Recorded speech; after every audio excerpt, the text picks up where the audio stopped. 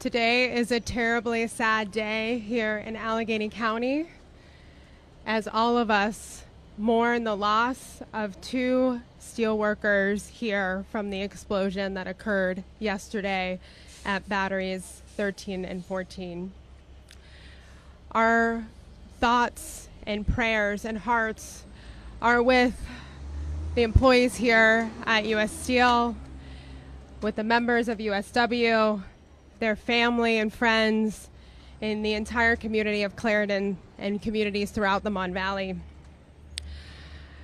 I'm here to provide an update of the role that Allegheny County played in being on site here yesterday and today. But before I get into that, I want to offer some gratitude with the folks who were involved in emergency response yesterday. We had dozens of local agencies respond, and we are so grateful to the work that the first responders did to do their best to remove people from the site and get them the medical care that they needed. We are also joined today by a number of elected officials from all levels of government, Congresswoman Lee, Senator Piscatano, Rep. Gogenauer, Rep. Ingalls, Clairton Mayor Latanzi, and Pima Director Padfield. It was an incredible lift from our county departments yesterday under the direction of Chief Brown with Emergency Services and Superintendent Kearns from Allegheny County Police. They were on site to work with local responders, to coordinate response, to work with U.S. Steel and the employees to gather information to determine what happened yesterday. And I have assurance from U.S. Steel that they will continue to cooperate fully with our team at Allegheny County to get the information we need to do a thorough investigation. I think we all share a common goal that we want to get to the bottom of what happened, and we want to prevent it from ever happening again. So at this time, we do have an ongoing investigation that is active, and we can share some information around that. I also want to touch on the air quality and some notes from our Department of Health. So, yesterday, after the explosion, we did watch the air quality monitors at Clairton, Liberty, and North Braddock. I do have to say they all showed levels of PM 2.5 and sulfur dioxide to be within the national ambient air quality limits throughout the event yesterday and today. Further, hydrogen sulfide levels were also low and below the state's nuisance threshold level. So good signs. We are appreciative of the governor for sending in additional resources from DEP so that we can do so we could do some additional monitoring. Yesterday we did issue, because of an abundance of caution, a stay-at-home order, and that was lifted early in the evening. We currently do have Allegheny County Health Department contractors on site doing routine inspections of the coking operations today.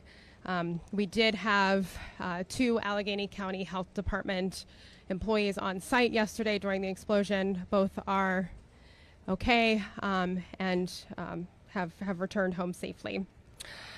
Because it's an active investigation, we are going to focus on getting the information that we need and ensure long-term compliance with the permit conditions that regulate the Clairton Coke Works. And I just have to, again, express my gratitude to all the departments across Allegheny County, from the police to emergency services, to our health department, to our medical examiner's office. They've all done a tremendous job to bring professionalism and resources to this tragic event. And events like this are extremely difficult, and it also brings people together as a community And I have to express my gratitude to Governor Shapiro for, again, contacting me once it happened to ensure that we were given any resources we needed from the state in order to pursue our rescue mission and to complete this investigation. So I want to thank Governor Shapiro for being here, and I'm going to invite him up to the podium to provide some remarks. Thank you.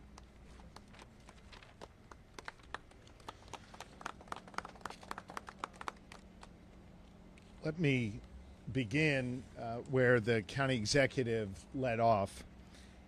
I think it is important to note her appreciation for all of the different departments here in Allegheny County that responded to this tragedy here at the Clairton Coke Works.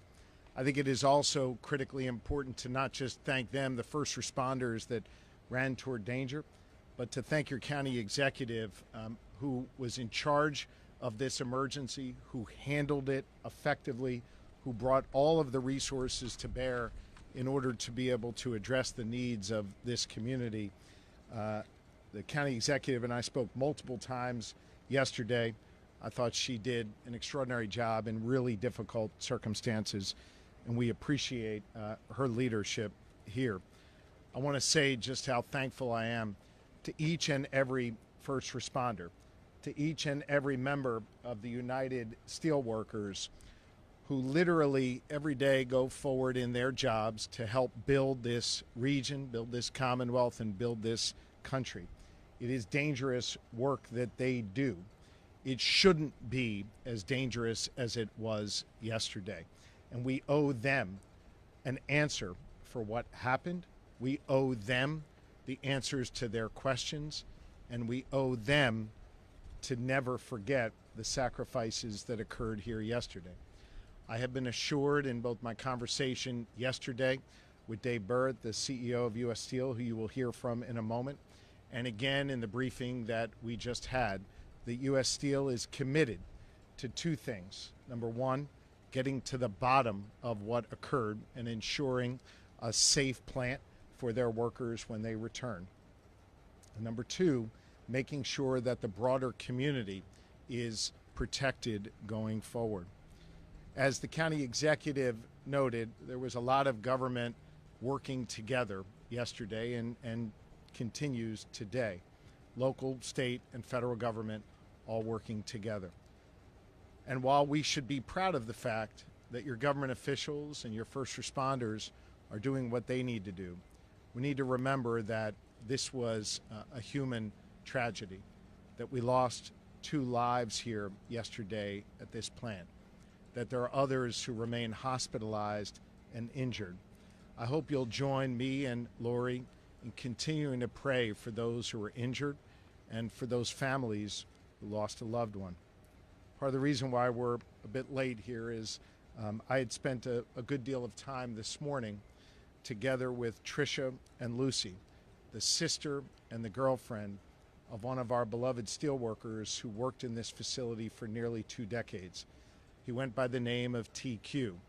TQ is a special person, a devoted father of 3, someone who I understood served as a mentor to the other steelworkers who were here, someone that apparently you would go to on a rough day when you needed a joke or when you needed your stones busted. He was the guy who was there for others while being there as a leader in this plant. I think it's important to note that he was also a second-generation steelworker. He followed in his father's footsteps. And as his sister Tricia and his girlfriend Lucy shared with me, he was also a mama's boy who, after working long and tough shifts here at the plant, would go take care of his mom and look after his 3 children and look after Lucy's 2 children as well. He was devoted to them. He cared about them, and his life was cut too short because of what happened here at this plant. We have a responsibility to remember his legacy, to make sure that his memory lives on. And I trust that with Bernie Hall's leadership here at the Steelworkers and the commitment of Dave Burritt and the team at U.S. Steel and of course the work that's going to be done by our county executive Innamorato and others. We will honor his legacy, and we will make sure that his children know that their dad was a special man, a good man, and a man who helped build this community with his hands the way his father did. We lost another life yesterday, and that family wishes that their identity should remain private at this time, and we will respect that. But know that the prayers of all 13 million Pennsylvanians rest with this Clairton community, rest with those two individuals who lost their lives, and with those who continue with this struggle in the hospital to get physically well. I trust the county executive Innamorato will continue to lead this forward with the skill and the decency that she has. I know she will work with the mayor and the Clairton community to address any questions that they have about air quality and water quality. It bears repeating that under the leadership of Director Padfield at Pima, who joins me here today, we've provided the resources that have been requested, and there have been no troubling tests of air or water that we have seen yet, but we all want to remain vigilant, and I know the U.S. Steel joins us in wanting to remain vigilant to ensure the well-being of not just those who work at this plant, but all of the wonderful people who live in this community as well. It's going to take a team effort to rebuild here. It's going to take a team effort to lift this community back up.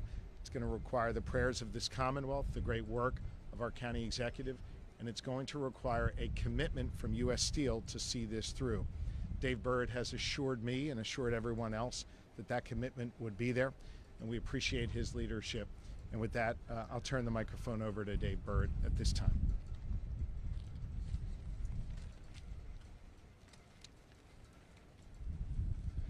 Thank you, Governor. Thank you for your compassion. Thank you for your leadership, and thank you for your support. Also, County Executive, thank you very much for your leadership. Boots on the ground, it makes a difference. And also Bernie Hall and your team staying aligned to make sure we get to the solutions that everybody expects and deserves.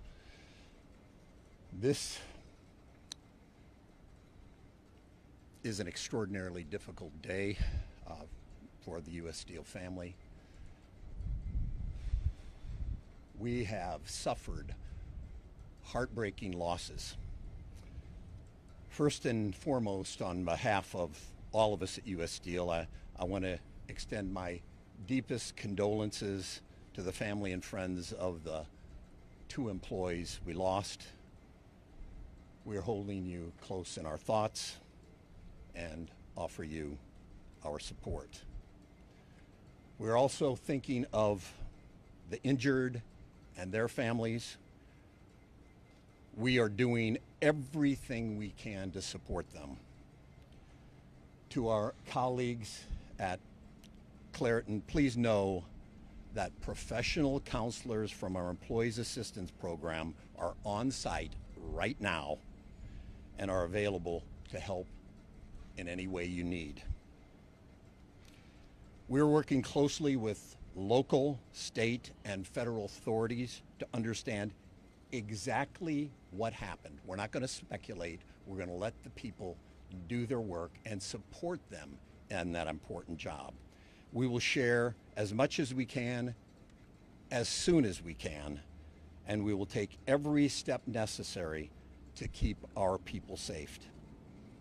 Safety is, and always will be, our number one priority. Every shift, every day, every facility, always.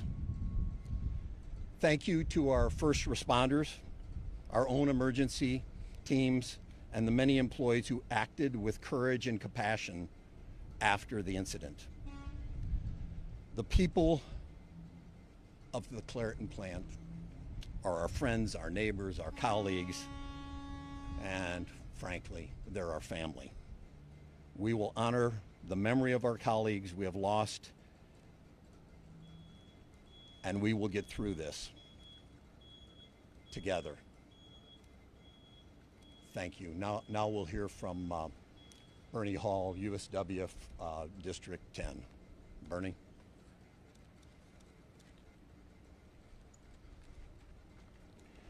Good Good afternoon, everyone.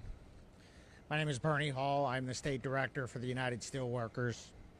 First, I want to express my heartfelt condolences to the families of the two brothers who tragically passed away in yesterday's explosion. And I want to ensure those who were injured that you're in all of our thoughts and prayers today. Also, I want to say thank you to all the first responders and emergency personnel who've assisted in the rescue and recovery efforts. The work you've done has been exemplary, and you helped save lives yesterday. So thank you for all that you've done. Health and safety is at the core of the work we do as a union, and every worker deserves to go home every day. We're going to fight to ensure that the investigation into what happened is thorough and, just as importantly, transparent. The families of those who lost their lives and were injured yesterday deserve nothing less. With that, I'll turn it back over to Governor Shapiro. With that, the county executive and I be happy to take any questions you might have. I have a question for Mr. Burritt, please. First, I do want to extend my condolences to the U.S. Steel community and the USW as well, and the city of Clairton as well. But I do want to ask the question regarding the future of this plant and the future of safety of this plant. There are many who say that transitioning away from blast furnaces and coke making and providing a way to make steel in Pittsburgh, in the Mon Valley, there's a safer way to do it in the future. Is U.S. Steel and now Nippon Steel interested in that, in making sure that the danger of the past isn't in the future of this place? Well, thank you very much for that question. I talked with Mori-san, the vice chair of Nippon Steel, a couple times already about the incident, and I talked with the chairman, Hashimoto-san, just today, and I'm delighted to tell you the condolences that they issue, and also that this facility and the Mon Valley are here to stay. We're investing money here, and we wouldn't have done the deal with Nippon Steel if we weren't absolutely sure that we were going to have an enduring future here in the Mon Valley. You can count on this facility to be around for a long, long time. Mr. Bird, if you don't know what caused this blast, is it safe to continue operating this facility right now?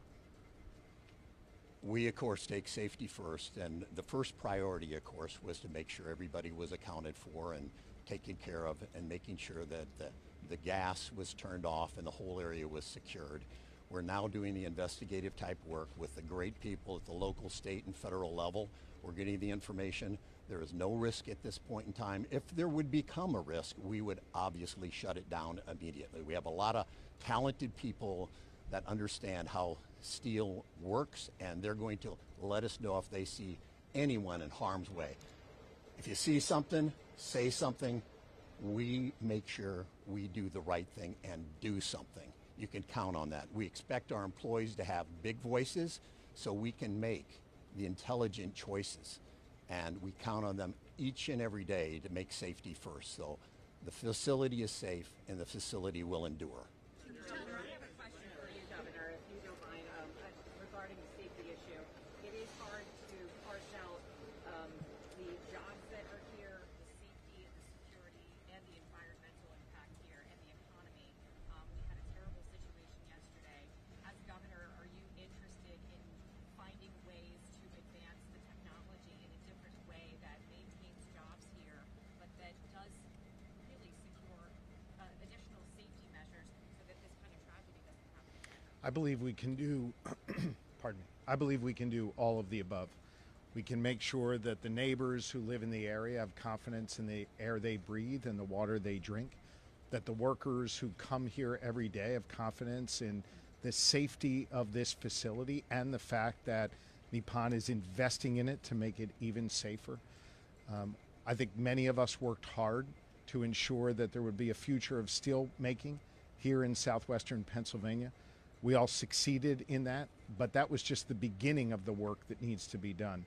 I want to make sure that, as was the case with TQ, where he was a second-generation steel worker, that the children of those who are working in this plant feel that they have a future in steel making right here, and I'm confident that they do.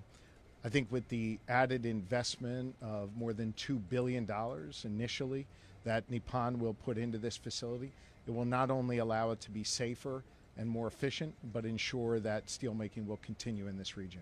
Mr. Burr, are you expecting a transparent, the county executive and the governor and Bernie have talked about a transparent investigation. You said sort of you would give all the information you could. Are you going to commit here to a transparent investigation? Are you going to commit to a transparent investigation? Absolutely. In fact, we've talked about that several times with the governor. We need to not speculate. We need to get the facts. Facts are friendly. And we're going to support the local investigators, the state investigators, the federal investigators. We're going to make sure that we get to the root cause. And when we get to that root cause, we can be assured that this doesn't happen again. Mr. Burr, the coke ovens were being loaded or Hang on, we'll get to you next. Go ahead. Mr. Burr, I had a tough conversation with a steelworker not even 2 hours ago. He was very close to this explosion. When it happened, he's both emotionally devastated, but he's also upset. He said that there are many issues that happen in this plant that nothing is even addressed until there's an injury, an incident, or the loss of production. He cited a specific instance where he said he told a manager that he feared that repairs were being rushed, and that manager told him that they needed that oven to be online to pay everyone's wages. He said that U.S. Steel's whole policy is not preventative race. He said that U.S. Steel's whole policy is not preventative maintenance, it's reaction. What's your response to him? I'm shocked and outraged at that statement. I find it unbelievable because of safety being in our DNA. This is the first thing we talk about at our meetings. This is the first thing we cover in our board meetings. We take this extraordinarily seriously, and so I'd like to learn more about where this came from because we want to get the facts, and if there's any issue out there where people feel at risk, I need to understand it. So we can follow up with you and perhaps get to the root cause of this because we value the facts and we will act on the facts. This is Oliver Morrison from Paramount. You may not know the cause of the explosion. Can you say what was happening? Were the ovens being loaded or unloaded? And what was going on with 13 and 14 when the explosion happened? Well, I'm going to have Scott Bacaizo, who runs North American Flat Roll. Again, we're not speculating. He can talk about what was going on at that moment, and hopefully that will be satisfactory enough because we're not going to speculate as to what happened. We got to make sure that the inspectors do their investigative work without us having supposition as to what might have happened and taint the investigation. We've got to get to the truth. Scott? How many explosions were there yesterday? Thanks, Dave. Question I think was the battery being loaded or unloaded. It was a normal course of business yesterday. So we were charging ovens and we were pushing ovens with pushing coke out of ovens. We had individuals that were prepping for a maintenance job in the area, and that's where we are with the investigation right now. As you can imagine, we went through a lot of sorrow yesterday. Now that we have recovered everybody and our people that are in the hospital are being well taken care of, we want to secure the area so we can get in there and get a good investigation done and to everyone's point here, make sure that it does not happen again. Hang on. Scott, there was an important question over here. Number of explosions. I'm sorry? What was the total number of explosions? There was one explosion. There was no Yes, follow-up explosions. Yeah, I can explain that. Let him explain. There was one explosion that involved coke oven gas. The other two, I think, explosions that were called explosions were actually relief pressure valves. When we had the issue on 1314 battery, we had some back pressure into 1920 battery. Those rupture gates is what they're called. They did their job. They released. That's why we saw a bit of a plume when those two occurred, but they did exactly what they were supposed to do from a safety standpoint. Ryan.